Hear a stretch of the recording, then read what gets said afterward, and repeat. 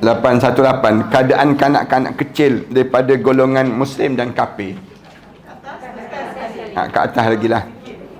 Tapi tak apalah, tajuk tersebut. Dan kita berhenti keadaan kanak-kanak kecil daripada golongan Muslim dan juga kafir. Macam mana keadaan yang kita cerita tentang mengenai dalam syurga dan juga bagaimana keadaan mereka ini sendiri. Tajuk ni lah yang kita berhenti tersebut. Jadi pada pagi ni anak nak baca jugalah tajuk ni. Kemudian kita bincanglah sikit-sikit kalau ada jemaah-jemaah nak tanya soalan dan sebagainya. Sebab anak tak cadang dah untuk nak kata tiap-tiap pagi jemaah kena datang ke sini. Sian jugalah. Jemaah jauh walaupun nama bermusafir dia panggil macam. Tapi insya-Allah anak nak baca sikit tajuk yang pada pagi ni nya, itu keadaan anak-anak kecil daripada golongan Muslim dan juga kafir. Takat tersebutlah kita dapat kepahaman sikit ilmu tentang mengenai macam mana anak-anak ni bila mereka meninggal dunia. Tapi meninggal dunia tu satu golongan anak-anak orang Islam, satu lagi golongan anak-anak orang yang bukan Islam. Bagaimana keadaan mereka waktu mana sampai di akhirat? Menjadi perbincangan para alim ulama. Alim ulama bincang, anak orang Islam ni kelebihan dia apa? Manakala anak orang bukan Islam, kelebihan dia apa? Walaupun dia mati tak pernah buat dosa lagi. Tapi mereka ni bagaimana keadaan dia?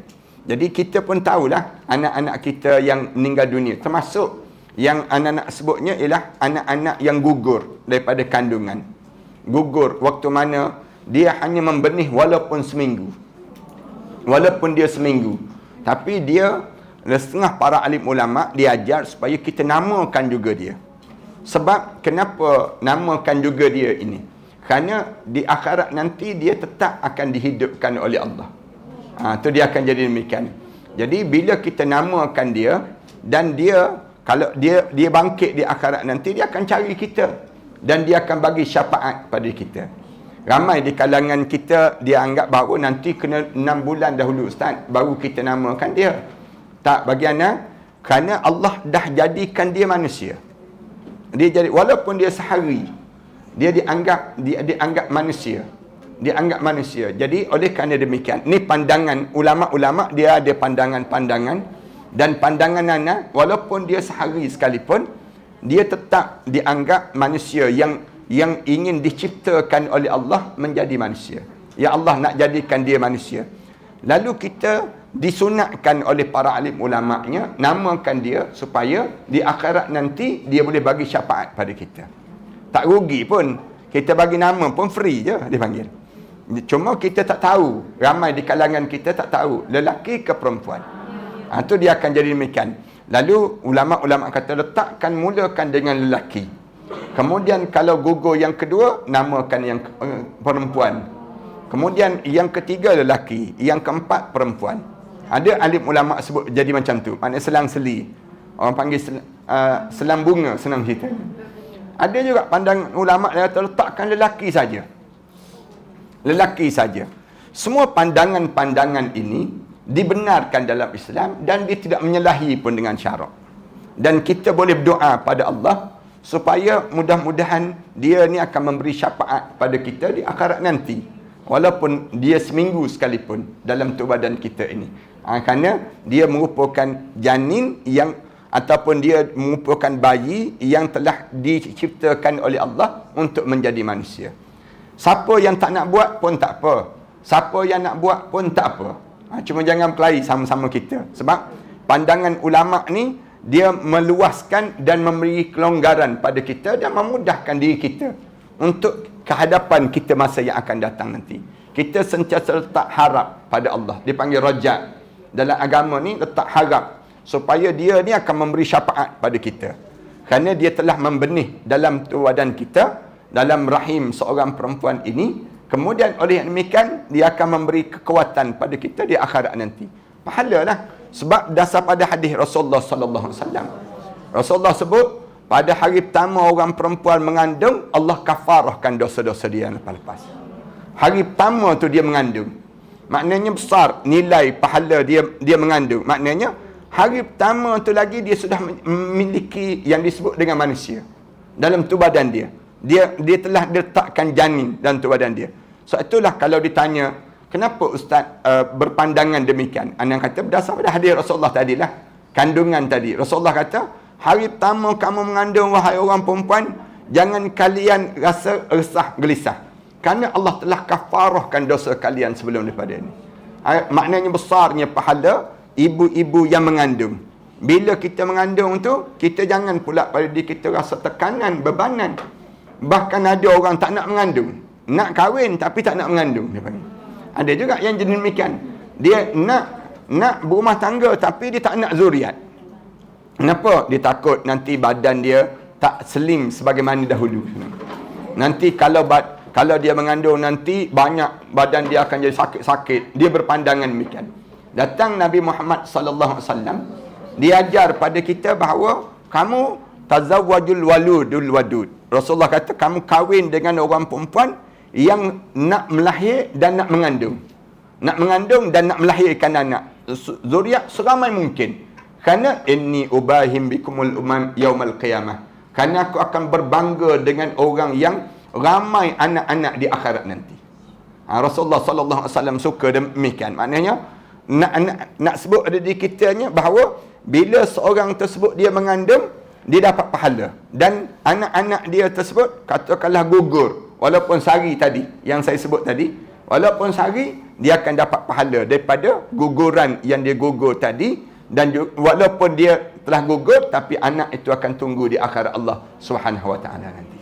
Itu yang menyebabkan dibincang di kalangan kita ni, tambah-tambah daripada keturunan-keturunan yang baik. Rasulullah pesankan demikian. Bila kamu nak kahwin, kamu pilih orang yang keturunan yang baik. Dalam hadis Rasulullah sebut, takhayyaru linutafikum fa innal irqad dassas. Rasulullah pesan demikian.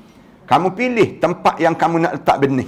Kamu nak letak benih tu wahai orang lelaki. Kerana sikap yang buruk tadi dia akan menarik kepada peribadi seseorang. Itu cara Rasulullah pesan demikian. Nak suruh pada diri kita ni dapat keturunan yang baik, kemudian gugur daripada keturunan yang baik tadi. Misal contohnya, tentulah Allah nak bagi pahala yang baik kepada orang yang mengandung tadi. Allah nak bagi kelebihan pada orang mengandung. Sebab tu saya sebut, letaklah nama anak-anak pada diri kita. Anak-anak kita ni, walaupun dia gugur, kita letak nama. Sebaik-baik letak nama Nabi Muhammad sallallahu alaihi wasallam. Letak nama yang disebut dengan nama-nama sahabat-sahabat Rasulullah sallallahu alaihi wasallam. Kita letak, mudah-mudahan semua tu pahala-pahala untuk diri kita. Sebab ada orang perempuan yang dia tak boleh mengandung. Dia tak boleh mengandung lama. Gugur je. Kadang-kadang seminggu mengandung, gugur. Kadang-kadang tak lekat pada diri dia. Bagaimana keadilan Allah untuk diri dia? Allah jadikan keadilan dia, anak dia tu menunggu di akhirat nanti. Jangan dirasa sedih. Walaupun rahim dia tak lekat zuriat tadi, tapi sebenarnya dia dah ada dah zuriat di akhirat Allah Subhanahu wa taala dalam hidup dia. Ni yang menyebabkan alim ulama bincang tajuk sebegini. Lebih-lebih lagi lah kalau anak tu lahir. Kemudian anak ni dia melekat dengan ibu ni 3 tahun dia melekat. 3 tahun kan? Setahun dalam kandungan. Setahun tu dalam kandungan. Senang ceritanya. 2 tahun lagi waktu penyusuan. Main ni. 2 tahun yang dia, jadi dia melekat. Yang menyebabkan besar nilai ummuka. Yang disebut dalam hadis Rasulullah sebut, ibu kamu. Sahabat tanya Rasulullah kan, ya Rasulullah, nak buat amalan baik ni untuk siapa ya Rasulullah? Rasulullah kata, ummuka, ibu kamu. Summa man? Sahabat tu tanya lagi, lepas pada ibu saya, siapa? Ummuka. Sebut lagi ibu kamu. Summa man? Sahabat ni tanya lagi, kemudian lepas pada ibu siapa Rasulullah? Ummuka. Ibu kamu lagi. Sampai 3 kali. Summa man? Kemudian siapa Rasulullah? Summa abuka. Kemudian ayah kamu. Lalu bila tanya, kenapa sampai 3 kali Rasulullah sebut?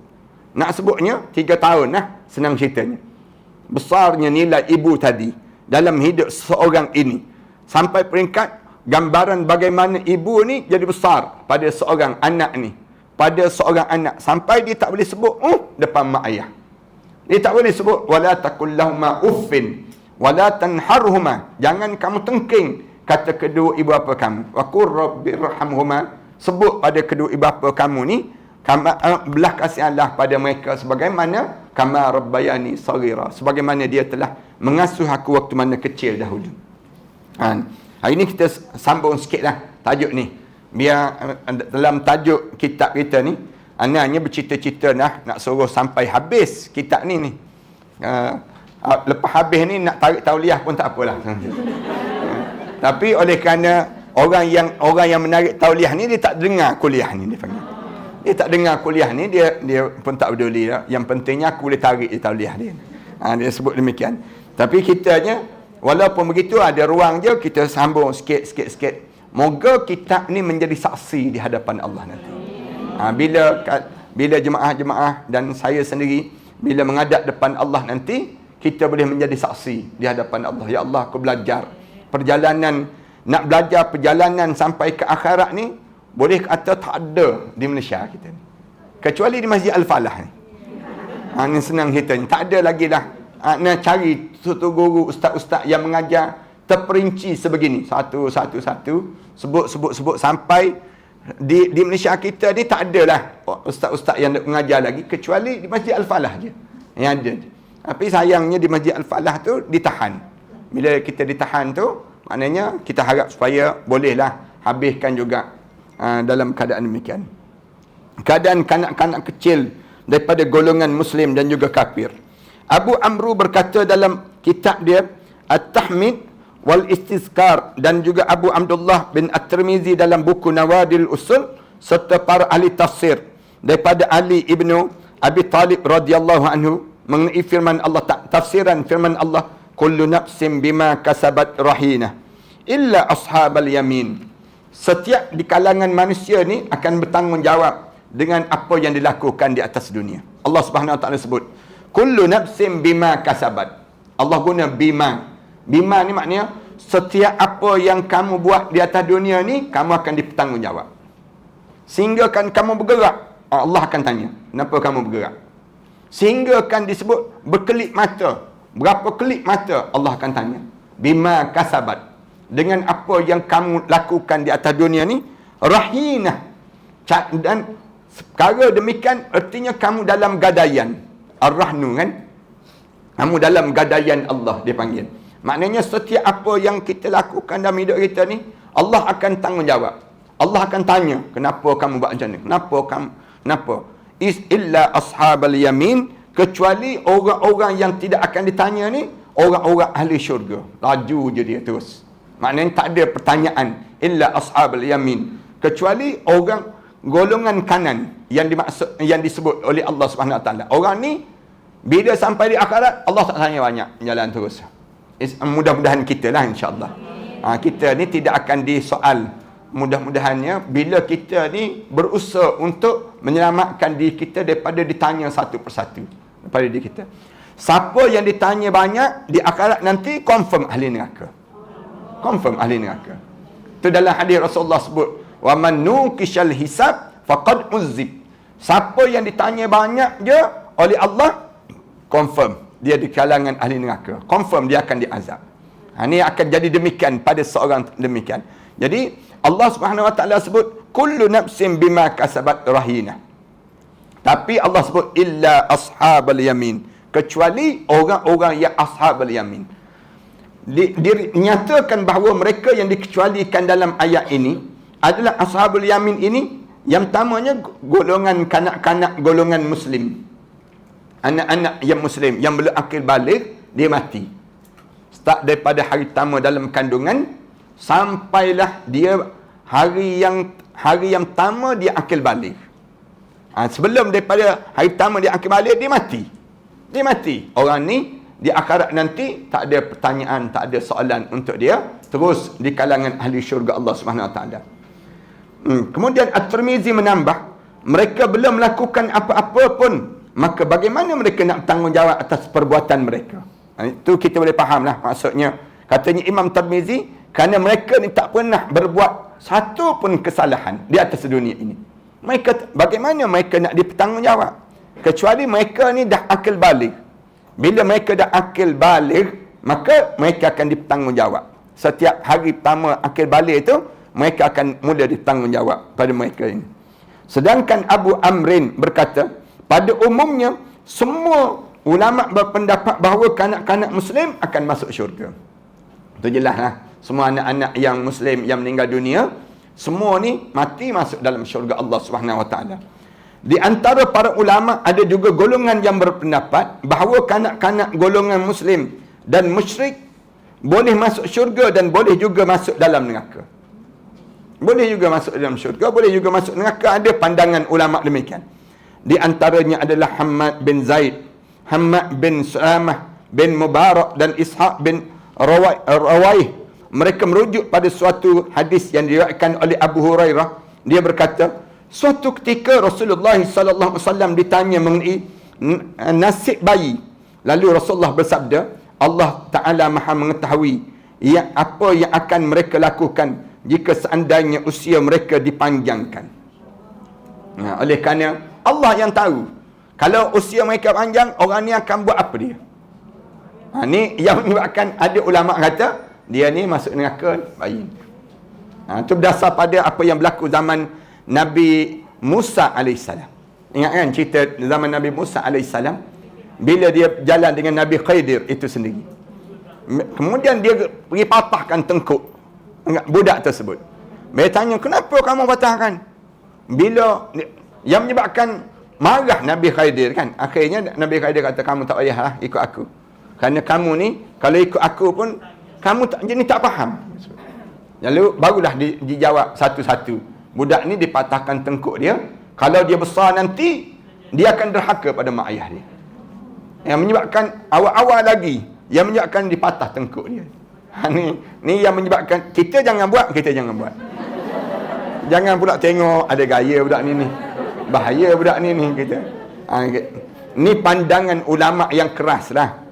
Pandangan ulama yang keras. Tapi ulama-ulama yang lembut-lembut ni, tapi yang keras ni disebutlah nama orang-orang tertentu. Ni cara alim ulama berpandangan berdasar pada beberapa peristiwa-peristiwa yang terjadi. Jadi kita jangan pula menyalahkan ulama ni. Jangan kita kata tak betul ulama ni, kenapa ditulis juga dalam kitab ni. Pandangan yang salah sebegitu. Tak nak sebutnya, biar keterbukaan dalam kita memahami setiap ayat Al-Quran Karim. Cara alim ulama memahami dipanggil. Kemudian aku bertanya, bagaimana dengan keturunan orang Muslim? Baginda menjawab, pernah suatu ketika Rasulullah ditanya mengenai nasib bayi. Lalu baginda bersabda, Allah Maha mengetahui apa yang akan mereka lakukan jika seandainya usia mereka dipanjangkan. Kemudian aku bertanya, bagaimana dengan keturunan orang Muslim? Rasulullah menjawab, bersama dengan bapa mereka di dalam syurga. Aku bertanya lagi, tanpa amal perbuatan dia boleh masuk dalam syurga? Anak yang kecil ini. Baginda menjawab, Allah Maha mengetahui apa yang akan mereka lakukan jika usia mereka dipanjangkan. Maknanya, ni kelebihan bapa yang soleh diikuti oleh anak-anak yang soleh. Anak-anak ni, dia akan dapat manfaat. Kita biasa dengar, dalam hadis Rasulullah sebut, anak yang soleh, waladin soleh yad'uhulah.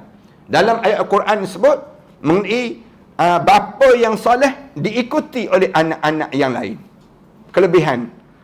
Ma'alatnahum. Ayat tu, anak terlupa dah ayat. Ya Allah Subhanahu Wa Ta'ala sebut, jika kita dapati mak dan ayah kita soleh, maka anak-anak ni dapat syafaat daripada mak dan ayah yang soleh. Itu kelebihan lah. Walaupun mak dan ayah dia dah meninggal dunia, tapi keturunan dia tu akan mengikut sekali. Dia akan jadi demikian. Biasa kita dengar hadis Rasulullah sebut, iza mata ibnu Adam inqata'a amaluhu illa thalatha. Bila mati saja anak Adam, terputus segala amalan manusia ni kecuali 3. Salah satu daripadanya yang akan sambung pahala pada kita ni apa dia? Waladin salih yad'uhulah. Anak yang salih yang mendoakan kamu.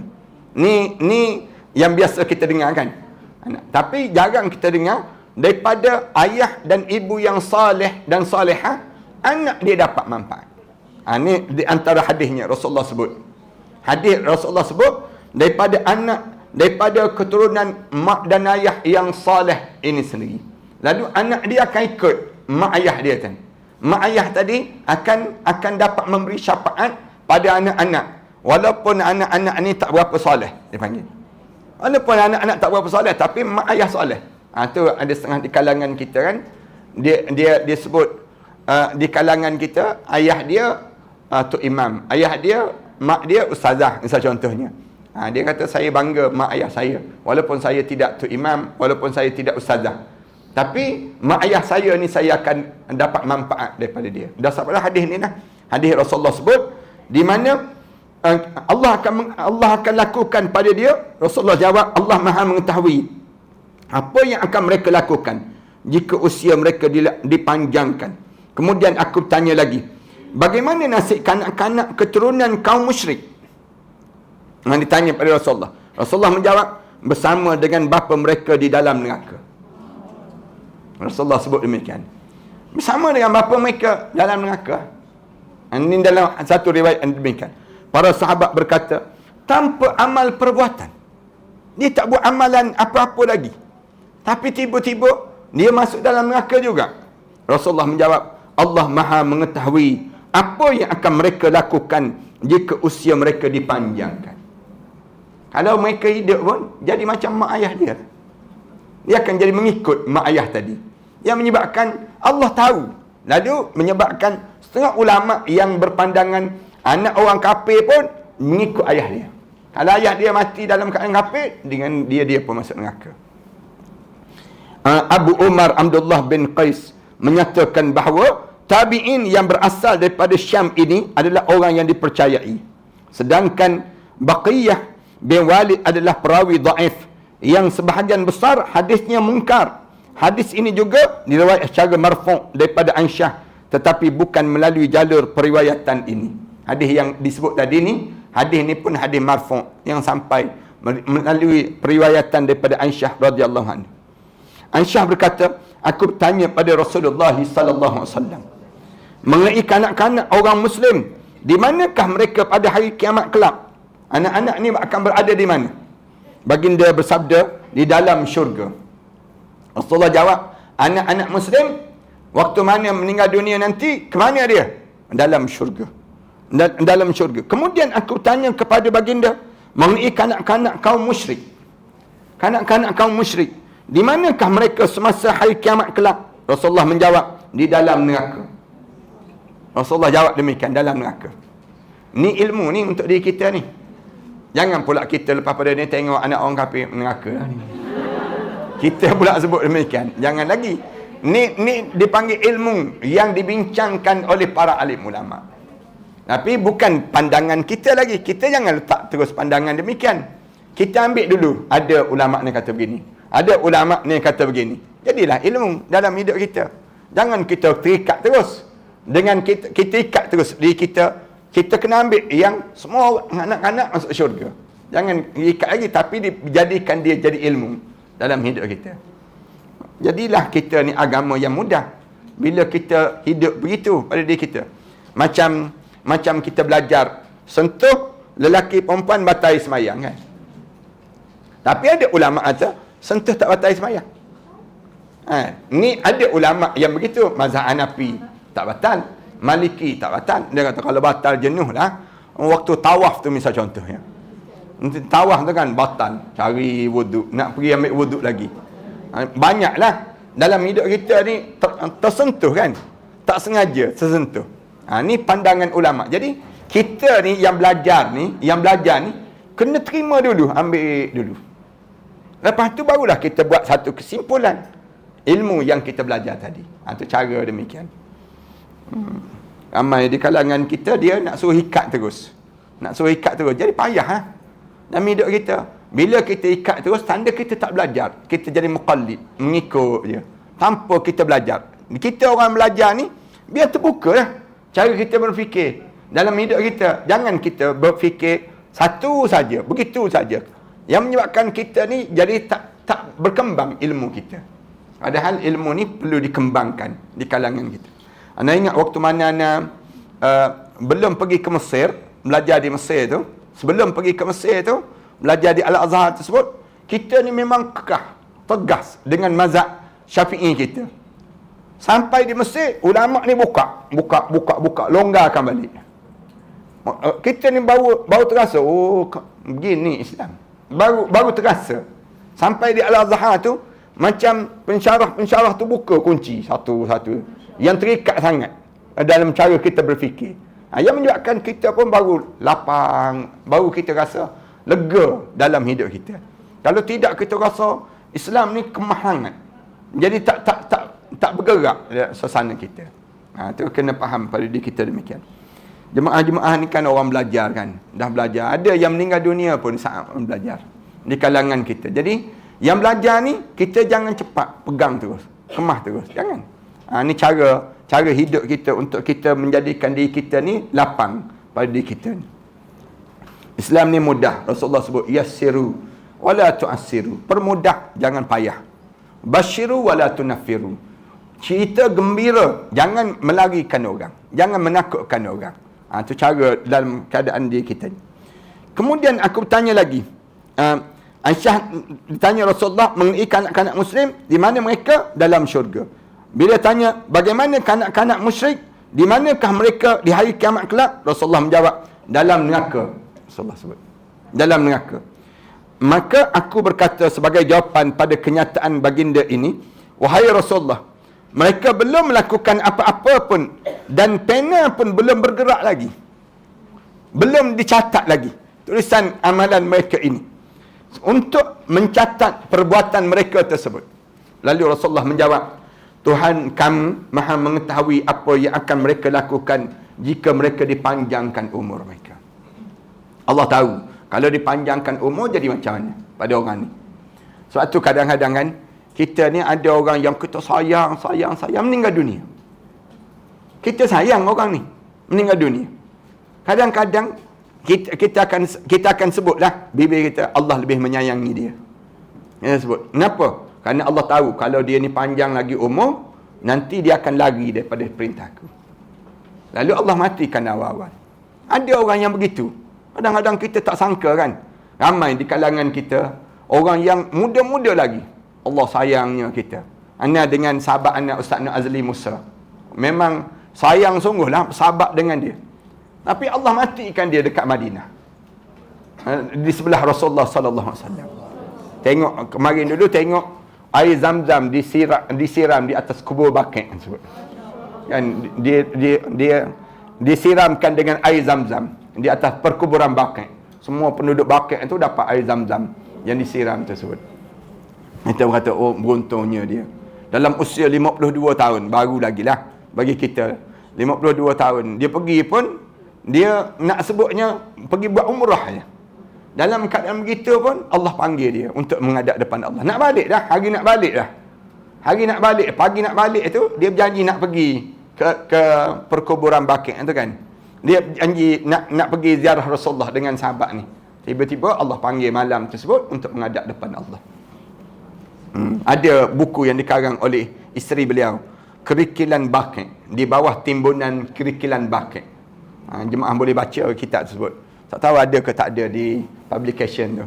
Jemaah boleh tengok kitab tersebut di bawah timbunan Kerikilan Baqi'. Macam mana sifat dia, peribadi dia, tingkah laku seorang yang sebegitu rupa Allah pilih. Dia pula dikebumikan, mula-mula masuk di kubur Baqi' tu depan lagi. Depan dia tu makam Ibrahim anak Rasulullah sallallahu alaihi wasallam. Sebelah kanan dia tu Imam Malik radhiyallahu anhu. Belakang dia tu Anas bin Malik radhiyallahu anhu. Keliling sahabat. Perkuburan dia ni sendiri. Allahu akbar. Allah lebihkan dia. Tak ada lagi lah orang Malaysia setakat ni yang nak kenal. Walaupun alim macam mana pun, di kebumi di perkuburan Baqi' depan tu. Kalau jemaah boleh masuk di perkuburan Baqi' tu, boleh mula-mula lagi. Depan tu, depan sikit je, ada dah kubur beliau. Kubur tu tak digali lagi. Kubur Baqi' belakang tu, semua digali balik. Tengok, kalau tinggal tulang-tulang, ditolak ke tepi, begitulah. Kalau ada jasad, ditutup. Kemudian digali. Kalau tulang, dikumpul-kumpul, diletak di satu tempat yang lain. Demikian. Allahu Akbar. Abu Umar menyatakan bahawa Abu Uqail adalah seorang yang pelupa. Yang seperti ini tidak boleh digunakan sebagai dalil oleh para ulama. Ini pandangan ulama terhadap hadis-hadis tadilah. Hadis tadi. Sedangkan penulis menyatakan bahawa Abu Umar juga telah menyatakan hadis ini dengan lafaz yang ini juga. Abu Ahmad bin Ali menyatakan seperti yang dinyatakan oleh Abu Muhammad Abdul Haq. Abu Daud At-Tailisi meriwayatkan daripada Abu Uqail daripada Bahiyah bahawa Aisyah radhiyallahu anha berkata, saya pernah bertanya pada Rasulullah sallallahu alaihi wasallam mengenai nasib kanak-kanak kecil kaum musyrik, dan juga baginda menjawab, mereka berada dalam neraka wahai Aisyah. Rasulullah sebut demikian. Nasib anak-anak orang kafir kalau dia mati dalam keadaan kekufuran mak ayah dia, dan dalam keadaan kekufuran tu maka dalam neraka. Katakanlah begini, ada yang ulama sebut, dia anak tu mati, ayah dia mak dia ni musyrik. Satu hari mak ayah dia masuk Islam. Masuk Islam. Kemana anak ni? Lalu ulama kata anak ni ikut mak ayah. Berdasar pada yang ni lah. Berdasar pada hadis Rasulullah sallallahu alaihi wasallam ni. Maknanya kalau dia hidup pun dia akan ikut mak ayah. Jadi mak ayah ni ada peluang lagi lah sekarang ni. Kalau ada orang kafir yang dengar Syamah ni, kuliah ni kan, satu hari dia kata, saya nak masuk Islam lah Ustaz, saya dengar kuliah Ustaz, saya nak masuk Islam, saya contohnya. Tapi anak-anak saya yang dah meninggal dunia macam mana? Dia akan mengikut kita, kerana kita ni dah bersama dengan Islam. Itu awal-awal dipanggil. Aku bertanya lagi, lalu apa yang kamu katakan mengenai nasib kanak-kanak Muslim pula? Rasulullah menjawab, mereka berada dalam syurga wahai Aisyah. Aisyah jawab, Aisyah tanya Rasulullah, anak-anak yang Muslim pula macam mana? Berada dalam syurga Aisyah. Aku bertanya lagi, lalu bagaimana sedangkan mereka belum melakukan perbuatan apa-apa pun, dan juga pena pun juga belum bergerak untuk menulis perbuatan mereka. Tak buat apa-apa lagi. Rasulullah sallallahu alaihi wasallam bersabda, Allah Maha mengetahui apa yang akan mereka lakukan jika usia mereka dipanjangkan. Rasulullah sebut demikian. Maknanya kalaulah dipanjangkan usia kepada anak ni, dia akan ikut mak ayah lah, perangai mak ayah ni. Suatu kita kena jaga betul-betul peribadi kita. Semenjak daripada anak ni mula dikandung lagi, dalam kandungan tu, jaga dah peribadi untuk membentuk anak ni. Kerana anak ni akan mengikut PL perangai kita. Dia akan, perhatian sekarang perhatikan, kalau waktu mana mengandung tu kuat mengajuk, anak ni pun kuat mengajuk. Jadi akan mengikut. Mak dia mengajuk kat mana? Mak dia mengajuk dekat dalam bilik seorang-seorang, misal contohnya. Anak ni kejap lagi dia besar nanti, dia akan mengajuk sama. Dia akan duduk seorang-seorang, duduk begitu. Dia akan mengikut peribadi ini sendiri. Maknanya dalam kandungan lagi, sampai Rasulullah bila lahir saja anak Adam tu, Rasulullah pesan terus, kamu cari orang alim, cari orang soleh untuk tahnikkan dia, untuk bagi pada dia kesan tu ada. Dia kesan yang tahnik tu membawa kesan pada orang yang anak ni sendiri. Kemudian Rasulullah pesan lagi, kullu mauludin yuladu alal fitrah. Rasulullah sebut, tiap anak yang lahir, semua lahir dalam keadaan bersih. Fa abawahu yuhawwidanhi au yunassiranihi au yumajjisani. Rasulullah kata, ibu bapa dia dah yang mencorakkan anak tadi, sama ada nak menjadikan majusi anak tu, sama ada nak menjadikan Kristian anak tu, ataupun nak jadikan Yahudi anak tersebut. Maka mak ayah ni kena berperanan dalam membentuk peribadi anak-anak. Ni maknanya kesan luaran itu akan terbawa-bawa dalam hidup. Itu kalau ada orang yang waktu mana dia mengandung, dia pasang lagu Michael Jackson tu kan, dia letak ni sampai anak ataupun terikut-ikut keluar tu menangis tak berhenti, pasal Michael Jackson berhenti tu. Anak sebut je gambaran jadi demikian. Ada orang yang bila start mengandung, dia pasang je ayat Quran dia. Anak-anak ni bila membesar dengan ayat Quran. Bila tak pasal-pasal, bila dia dah besar sikit, dia nak menghafal Quran. Macam mana pun dia nak menghafal Quran. Ni kehebatan orang yang demikian. Kita pun buat amalan itulah, hafal. Walaupun ayat-ayat surah-surah lazim, tapi kita ni hafal ayat-ayat Al-Quran Karim. Dia akan bawa kesan pada diri kita. Kita kata tak mengandung dah Ustaz sekarang. Kita sebut, Ustaz cerita ni patutnya cerita waktu kami muda-muda dulu. Ni sekarang ni Ustaz cerita waktu mana kami dah tak mengandung dah. Tak, sekarang pun walaupun kita tak mengandung, kita anggap kita sedang mengandung mereka juga. Mereka ni sedang melihat tingkah laku kita. Walaupun kita ni dah jadi datuk orang, nenek orang dalam hidup kita ni. Tapi mereka tu sentiasa mati kita. Suatu hari kita mati, kita meninggal dunia, mereka akan terkesan dengan peribadi kita. Mereka akan nampak, oh mak aku dahulu, ayah aku dahulu, nenek aku dahulu, sentiasa rumah ni mesti baca Quran, mesti riuh je dengan suasana ini. Dia akan terkesan dalam kekeluargaan ini. Jangan ingat mengandung tu mengandung je, jangan. Maknanya pada diri kita, jangan kita flash, dia panggil. Jangan kita kata, saya tak ada dah peluang Ustaz, saya ni. Tak, tapi kita kena sentiasa ingat kita ni masih hidup. Atas dunia lagi ni. Bukan dalam kubur lagi pun kita ni. Atas dunia. Bila kita atas dunia ni, kita ada potensi lagi untuk membentuk suasana kita menjadi suasana yang baik. Positif je sepanjang hidup dalam kehidupan kita. Dia berkata lagi, Abu Muhammad Abdul Haq dan Yahya bin Mutawakkil adalah dhaif menurut mereka. Adapun Bahyah tidak ada yang meriwayatkan daripada selain Abu Uqail. Terdapat juga kumpulan yang berpendapat, kumpulan yang ketiga. Terdapat juga kumpulan yang berpendapat bahawa kanak-kanak kecil akan diuji di akhirat nanti. Anak-anak ni pun akan disoal di akhirat nanti.